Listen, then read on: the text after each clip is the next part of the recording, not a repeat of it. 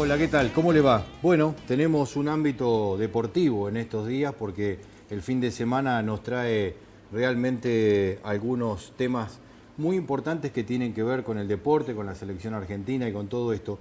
Hay un tema que es importante abordar. Es lo que ha sido la selección en estos últimos tiempos y fundamentalmente el esfuerzo colectivo que ha mostrado frente a la selección de Holanda. Un esfuerzo colectivo que es bien mirado por la sociedad, pero que sin embargo en los últimos tiempos solamente hemos visto arrestos individuales, tanto en el deporte como en la política. Y esto hace que la sociedad transite los caminos de la actualidad. Recuerdo hace bastante tiempo el doctor Favaloro solía decir, me tienen podrido los personalismos. Y esto indicaba claramente que tenemos que ir hacia un ambiente un poco más grupal, un poco más de grupo de trabajo, un poco más de gente que aporte diferentes ideas y que se puedan debatir y todos trabajando para una misma cosa. No es nada más ni nada menos que políticas, definir un camino para acceder a un objetivo. La selección lo está mostrando a partir de este evento majestuoso que parece ser Mascherano. Poníamos al inicio del programa una cita de Borges, que es nada más y nada menos casi que una réplica de lo que decía Rudyard Kipling, ¿no es cierto? Aceptar la derrota y aceptar el éxito con el mismo tono, digamos, para poder evolucionar, para poder crecer. También lo decía en algún momento el Colorado McAllister, solía decir, antes no éramos tan malos y ahora no somos tan buenos. Es más o menos lo mismo. De manera que es interesante empezar a pensar un poquito más la sociedad y empezar a pensar cómo podemos hacer para contribuir a la mejora. Lo tenemos acá, Ricardo López Murphy. Un gusto de estar acá. La economía es vital en esta circunstancia y trabajar para un objetivo es uno de los temas. Lo hemos visto en los 90, tengo esa idea de que en los 90 la economía trató de dominar a la política y no fue mal. Y ahora la política trata de hacer los números a la economía y nos va mal, digamos. ¿Cuándo tendremos los jugadores en la misma cancha? Sí, posiblemente estemos viviendo una época más compleja que los 90 porque los precios internacionales de estos años han sido buenísimos. Las circunstancias muy favorables y sin embargo todo el sector de la cadena productiva del campo ha estado muy golpeada. Y yo creo que eso ha sido más por razones de política doméstica que por otra cuestión y probablemente haya pesado, como usted dice, cuestiones de orden voluntarista, es decir, querer que las cosas sean distintas de las que la naturaleza impone. Y así vamos acumulando errores que son muy significativos. Por ejemplo, hay una inmensa oportunidad, y siempre la ha habido en Argentina, para toda la cadena de valor del trigo. Y sin embargo, fíjese que seguimos con una producción que va a ser muy, muy baja, y para mí eso ya está jugado, teniendo una inmensa oportunidad allí. Tenemos un potencial ganadero como no creo que haya otro país en la tierra que tenga, y no hemos podido cumplir con la cuota Hilton. Es decir, a mí me da la sensación que las políticas domésticas han producido una gran frustración y creo que ahí está la razón de todo ese clima, yo diría, de desánimo que usted ve en la producción, a pesar de que los precios todavía son buenos, los de hoy, no los futuros son muy preocupantes. Sí, sobre todo son preocupantes a tenor de la economía, es decir, tenemos una economía que hoy vive de las retenciones y esas retenciones son las que hacen que los precios al final sean lo que son. El punto es, hoy el productor tanto de trigo como de maíz o de ganadería que quiera volver al negocio, necesita financiamiento.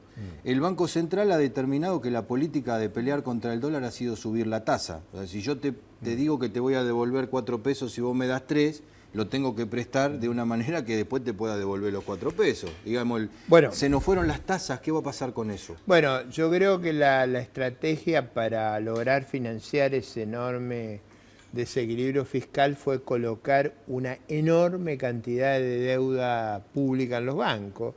Y bueno, si usted coloca la deuda pública en los bancos, no puede colocar los créditos al sector agropecuario o al sector industrial. Lo que hace esa deuda pública es desplazar lo que sería el crédito al sector productivo. Y eso le hace muy mal a la economía. ¿Por qué? Porque ese crédito al sector productivo es el que moviliza, es el que permite que digamos, el ciclo se pueda llevar adelante. Sin financiación es muy difícil que eso se pueda hacer. Y creo yo que esta estrategia equivocada, desacertada, ha generado esta sensación de ahogo financiero que no solo lo ve en el agro, en la industria, lo ve también en la actividad de construcción. Fíjese cómo están paralizadas las ventas y parte de eso se debe a este fenómeno. El tema es qué es lo que vamos a tener, digamos, qué escenario financiero y económico vamos a tener, porque lo que, digamos, este futuro, pensando en aquel pasado, es inexorable. Ahora, de aquí para adelante, ¿corregir esas dificultades nos llevará mucho tiempo? A ver, yo creo que hasta el fin del gobierno la práctica de prohibir exportaciones, distorsionar el sector productivo, yo no veo que haya reversión. Me da la sensación que el problema del atraso cambiario, que es agudo en este momento, piense usted que se devaluó en enero, y yo digo, la inflación que ha habido de enero a julio se comió la devaluación. Hoy estamos aproximadamente en la misma situación que estábamos en diciembre del año pasado. Yo creo que esa combinación por el próximo año y medio va a ser muy complicada. Yo espero que un nuevo gobierno vea con lucidez que movilizar la cadena productiva de todo el agro argentino, es decir, toda su cadena de valor, es vital. Primero, para resolver el problema externo.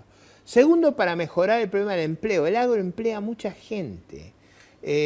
Tercero, eso va a poner en marcha a todos los pueblos del interior. Yo creo que esa estrategia es la que el país se va a ver obligado a hacer. Espero que no sean las crisis las que nos fuercen, sino la lucidez de ver la oportunidad. Esperemos que podamos aprovechar esas oportunidades. El futuro es oportunidad, el asunto fundamental es qué es lo que nosotros podemos construir en base a lo que tenemos y a lo que podemos proyectar. Ya venimos con un poco más de este campo activo, esta actualidad agropecuaria que le proponemos semanalmente.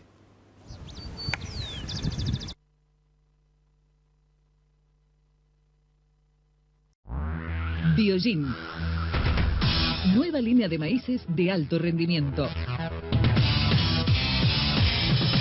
Consulte al agente Panar de su zona o en panar.com.ar. Auspicia este programa el Mercado a Término de Buenos Aires. Desde 1907, operando a futuro los principales productos del país.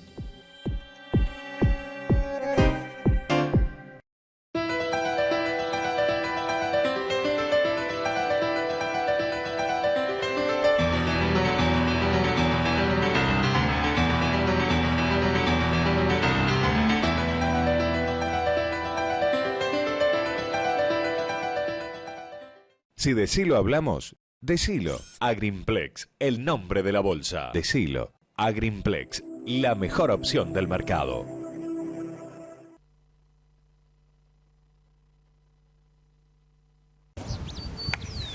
Uno de los temas fundamentales en la recuperación, lo veníamos conversando con Ricardo López Murphy, es la ganadería. Separándola de la agricultura, que ha tenido unas ventajas, hablando de soja específicamente, muy importantes, fruto exclusivamente de la posibilidad de exportar. La ganadería ha peleado con un escarbadiente frente al dragón y obviamente las circunstancias son inapelables. Ahora, la ecología ha hecho su parte. Las sequías de los últimos tiempos, la disminución de la renta por unidad de hectárea, precisamente por el déficit de hacer soja sobre soja continuamente, ha traído dificultades a los productores. Por lo tanto, volver a la ganadería es algo que siempre se mira de reojo. El problema es cómo volver. Por eso, pensar la ganadería es un tema. La ganadería, podríamos decir, desde la avicultura hasta la producción de ovinos, no es solamente vacas. Por lo tanto, tendríamos que enfocar ese punto. Por eso lo tenemos a Javier Martínez del Valle y a Carlos Vila Moret con nosotros. Javier, ¿cómo estás viendo esta ganadería, esta circunstancia que está pasando la ganadería, que pierde 10 millones de cabezas de ganado y que no puede remontar en los últimos tiempos? Sí, es verdad. En realidad la ganadería es una de las actividades que más sufrió, porque sufrió por la impredecibilidad porque la ganadería es una actividad que requiere ciclos de mediano a largo. En principio, cuando las políticas económicas se transforman en decisiones semanales o decisiones quincenales o basadas en reuniones de los viernes o este tipo de cosas, lo que hace es que ese tipo de señales provocan en el productor y no sé qué voy a hacer porque lo que yo me comprometa a hacer hoy me va a comprometer por 4 o 5 años. A diferencia de la agricultura que quizá podría resistir a veces políticas más variables en el corto plazo, porque uno a veces se juega sobre una cosecha, lo que sucede hoy quizá lo resuelve en 6 meses, en ganadería no. Entonces fue una actividad muy tocada, muy sensible a este tipo de problemas en la política, y como vos decías sobre llovido mojado, cuando a políticas complicadas la combinás con seca, es un cóctel explosivo tremendo, ¿no? Yo creo que igualmente la ganadería está en un momento interesante, porque de la misma forma de esto que nosotros estamos hablando, de los ciclos medianos a ciclos largos, lo que hoy el productor sabe es que lo que haga hoy se juega quizá con otra política diferente. Pensamos básicamente en la ganadería cuando pensamos en las vacas, en el corte del bife cuando lo vamos a comprar en la góndola. Ahora, la ganadería tiene un espacio enorme, la producción de ovinos ha sido una producción que parecía que empezaba a arrancar hace 4 o 5 años atrás y volvimos a mesetarnos. Carlos, ¿en qué lugares estamos de la producción de ovinos? No, bueno, la producción ovina tiene algunos componentes que la diferencian, digamos. A partir de que la Patagonia es el 33% de la República Argentina y que es monocultivo ovino, bueno, hay una gran parte de las ovejas que dependen de cuestiones climáticas, que dependen de la oferta forrajera, digamos, que dependen de cosas que son recurrentes en la Patagonia, como son las sequías, el problema de los volcanes. Nosotros muchas veces, porque digamos, de 14 millones y medio de ovejas que hay en la Argentina, más de 7 millones son Corrial, que es una raza a doble propósito que tiene una adaptación extraordinaria. Entonces hay Corrial en Tierra del Fuego, hay en el NOA, hay en Corrientes, hay, digamos. Pero más allá de eso, la naturaleza de la cría en sí, de la crianza y de los productores es absolutamente distinta. En el NOA, donde es una suerte de agricultura familiar, donde hay familias que viven con 60 ovejas, en la Mesopotamia, donde es complementaria de la ganadería vacuna y sirve para que no se cierre el monte, digamos, es socia con el vacuno, en la provincia de Buenos Aires, donde han quedado las majadas de consumo, y el ovino en escala, que es lo que hablamos de la Patagonia, ¿no? Que en la Patagonia no se puede producir ganadería extensiva si no es con escala. Entonces, en esas circunstancias donde nosotros decimos, el elemento de arraigo que tiene la oveja es muy fuerte y hay que cuantificarlo mucho más allá de lo que puede producir, digamos, si vamos a valorar los 60.000 toneladas de lana que produce la Argentina en el Producto Bruto Interno, no va a mover la aguja. Pero digamos, si vamos a esta otra idea de que atrás de una oveja hay un ovejero, atrás de un ovejero hay una familia, atrás de una familia va a haber una escuela, un centro de primeros auxilios, digamos, el elemento arraigo, el elemento cultural que tiene la oveja es muy fuerte y es muy importante. El punto es, uno ve, digamos, la ganadería como oferta en la góndola y sobre todo en las grandes ciudades. Cuando pensamos en políticas, pensamos en votos y todo el mundo quiere comer. Ahora, ¿qué es lo que la ganadería ovina le puede aportar a esa góndola del supermercado? No, es una asignatura pendiente absoluta. Digamos, charlábamos con Javier, el vacuno debe estar en 60 kilos de consumo per cápita, en el ovino estamos en 1,3 kg, hay mucho para crecer. Pero es 1,3 kg que es mentiroso, digamos, en la Patagonia el consumo per cápita es de 25 kilos, 28 kilos. Cuando lo ponderamos con el consumo urbano, bueno, obviamente se cae. Pero también eso tiene algunas características, por eso te digo, atado a una disponibilidad forrajera muy escasa que tiene la Patagonia es productora de corderos como producto final. No puede hacer cordero pesado, no tiene forraje para hacer invernada de cordero.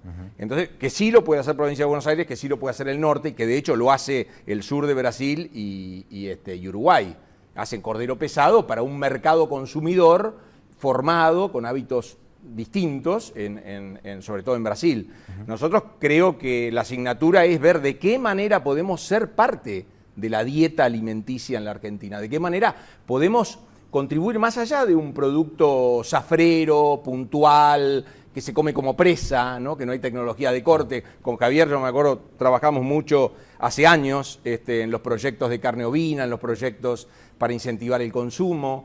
Y bueno, sigue siendo una asignatura pendiente, pero digamos, siempre que pensemos en carne sustituta, y va a tener que ser cara la carne de vaca para que tenga un papel el ovino. Digamos, me parece que vamos más por el specialty, vamos más por un nicho que valore ciertos cortes, ¿no? Tenemos un minutito simplemente, pero no podemos soslayar que del 17 al 27 es Palermo. Palermo es ganadería.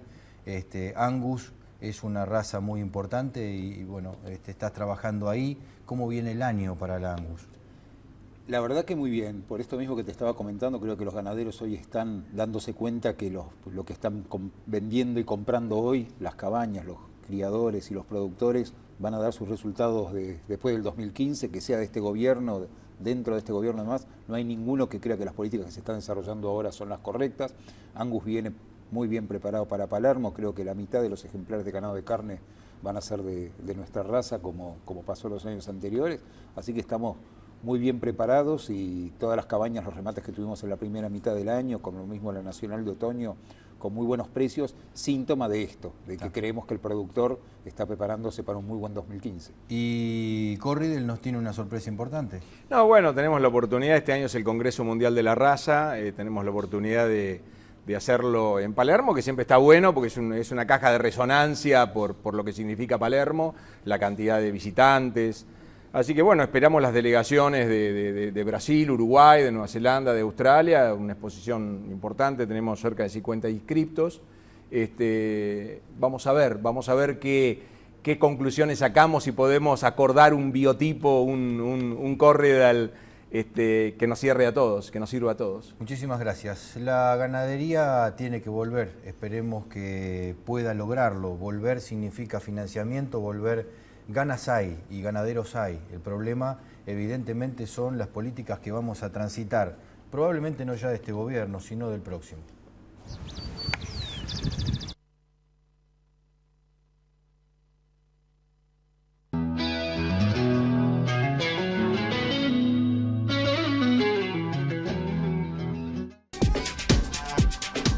Auspicia este programa el Mercado a Término de Buenos Aires. Desde 1907, operando a futuro los principales productos del país.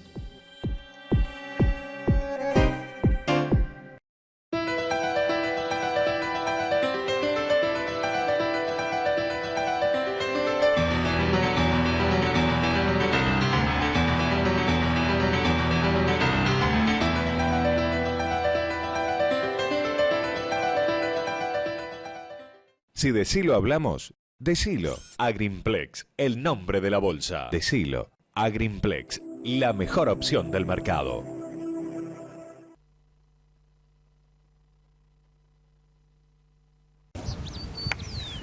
La economía nacional en los últimos tiempos casi que se ha reducido, o mejor dicho, ha rodado sobre lo que la agricultura le ha aportado a la economía. Básicamente es sobre el tema soja, una soja que tiene una exportación y una demanda mundial realmente muy importante, y unas retenciones que, si uno más o menos mira, con el 35%, la Administración Nacional se ha quedado con más o menos 3 campañas en los últimos 10 años, unos 60.000 millones de dólares. Por lo tanto, estamos hablando de un número importante, si es que lo contrastamos, por ejemplo, con todo el revuelo que hay alrededor de lo que hay que pagarle a los fondos buitre, por ejemplo, simplemente en eso. Con lo que es imposible soslayar el andamiaje y el rodar de la agricultura. Es por eso que tenemos a Javier Buján, corredor de Quimei Cereales y expresidente de la Cámara Arbitral de la Bolsa de Cereales de Buenos Aires. No me sale de corrido, y actual presidente del Centro de Corredores, y a Osvaldo Balán, especialista en tributo agrario. Así que tenemos algo para conversar. En principio, Javier, una noción del cierre de la campaña gruesa. Parece que no termina nunca, es como una herida que está ahí con el tema de las lluvias y de la humedad, que no se ha podido terminar de levantar la gruesa, que ha perjudicado incluso la implantación de la fina temprana. Sí, tal cual. Doble problema, ¿no? Porque este atraso, más allá del atraso que significa que por suerte no costó tanto rinde, ¿no? O sea, dentro de todo estamos terminando con los números previstos de producción. Sí, lo que costó es perder mercado. O sea, el mejor momento del mercado, está bien que tenía que ver con el atraso de la recolecta de la cosecha argentina, pero el mejor momento del mercado pasó cuando el productor no podía vender, porque no lo había levantado. O sea, quien lo había levantado, vos pensás que el maíz hoy estás hablando de 135, 138 dólares, y estamos hablando de hace, te diría, 40, 45 días atrás hasta 180. Soja de 330, hoy estamos hablando de 290. Más allá de lo que pasó ayer con el informe de Luzda, que fue algo catastrófico. O sea, doble perjuicio. O sea, por un lado, ya te digo, repetir, los atrasos que han tenido para asumir compromisos, pagos que tenían previsto en función de recolectar el maíz en abril, en mayo, estamos en julio y todavía no se terminó, soja pasó exactamente lo mismo, y acompañado de eso la caída de precios a partir de lo que son las producciones mundiales. La presión tributaria es una cosa realmente muy importante. Los grupos CREA hablaban de un 76% sobre la renta del productor, entre un 70 y un 76 que va variando. ¿En qué momento estamos con eso? Sabemos que hay permanentemente vencimiento, los productores tienen que ir con los papeles todos los días a la FIP para demostrar lo que tienen, lo que van a tener, lo que tendrán, lo que vendieron, lo que no vendieron. ¿Cómo está eso, Osvaldo? Sí, está bastante complicado porque por un lado, como vos bien decís, las obligaciones formales de los productores agrícolas se han multiplicado. Hay una catarata de regímenes de información que ya hace 3, 4 años se vienen incrementando cada vez más y más, y eso es una presión, digamos, muy importante, especialmente para el pequeño y mediano productor. Pero la presión real también se ha incrementado notoriamente. Por ejemplo, en el impuesto a las ganancias, con la inflación que estamos soportando, este impuesto es cada vez más gravoso. ¿Por qué? Porque no permiten la actualización de costos ni la actualización de quebrantos, las amortizaciones impositivas tampoco se actualizan, con lo cual el impuesto en realidad grava una ganancia irreal, una ganancia ficticia, y esto es un impacto muy fuerte. Además de la tasa en sí, estamos hablando del 35%, que es una tasa elevada a nivel empresa, a nivel internacional. Entonces, no permiten tampoco la actualización de saldos a favor de los contribuyentes. Yo creo que es un paquete que hace que la presión impositiva global, por decirlo de alguna manera, se vuelva poco soportable. En estos últimos tiempos hablamos de la presión tributaria. La presión tributaria básicamente en lo que es retenciones afecta a todos, digamos, porque si bien miramos el promedio, por ejemplo, de campaña de soja, hablemos de soja que es lo más evidente, es de alrededor de entre 22 y 23 quintales por hectárea. Quiere decir que ese es la necesidad que tiene el productor. A partir de ahí para arriba empieza a ganar, de ahí para abajo empieza a perder. Si tenemos un promedio de 22 quintales, hay muchos que pierden y aún así tributan el 35%. Si empezamos a pensar en eso, decimos, ¿en qué condiciones tenemos al productor agropecuario para invertir en la próxima campaña, teniendo en cuenta que tenemos 2 o 3 campañas deficitarias o muy ajustadas, mucho crédito por parte de la industria y los semilleros para que los productores sigan sembrando? Y este año tuvimos una campaña más o menos buena, pagamos las deudas y ¿con qué nos quedamos, Javier? ¿Cómo ven a los productores ahí? Y muy complicado. Primero que el 35% que recién hablaban de ganancias viene a ser otro 35 adicional, porque si tuviste arriba de 2.200, se te llevó el 35 sobre la utilidad, pero ya sobre el precio bruto el Estado te sacó el 35, ¿no? Claro, la retención, tal cual. Por un lado. Por el otro lado, creo que un poco lo dijo en el primer bloque López Murphy, ¿no? Nos comimos lo que fue la devaluación que dio un poquito de aire a lo que son los precios locales.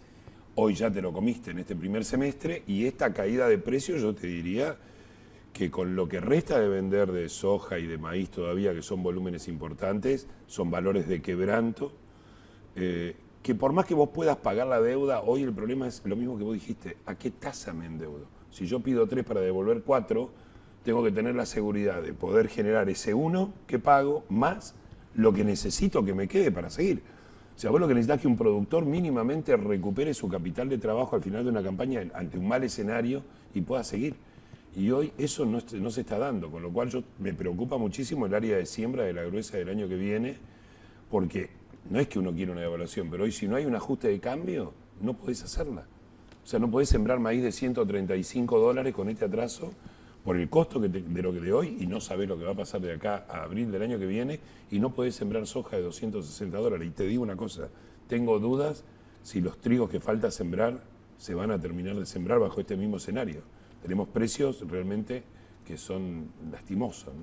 Me queda simplemente avisarle a los productores agropecuarios qué es lo que tienen ahora que no se les pase la fecha, contador Balán.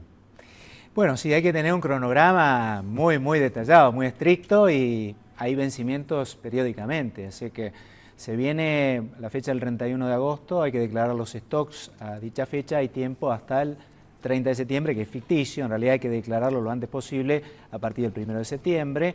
Y así hay que llevar el cronograma de todo lo que tiene que ver con superficie afectada a cultivos de invierno, a cultivos de verano, la cosecha. A medida que se va cosechando hay que ir informando.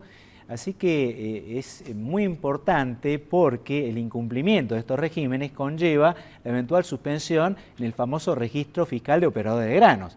Y el que está fuera del registro realmente es un paria, es muy difícil que pueda seguir operando. Así que mucho cuidado con ese tema y cuidado también con el impuesto inmobiliario, que cada vez más y más tiene un impacto muy importante en los productores agropecuarios, especialmente en la provincia de Buenos Aires, en la provincia de Entre Ríos, en Córdoba, donde ha sufrido un incremento fenomenal. O sea que la agenda impositiva es una agenda de 365 líneas, una por día. Nos vamos despidiendo nosotros ya a esta altura.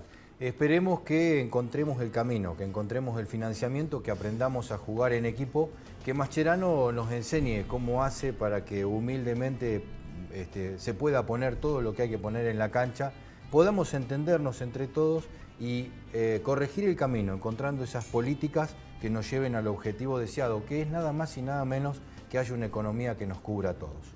Nos volvemos a encontrar en la próxima semana, como siempre digo, en esta esquina, a la misma hora y en este canal.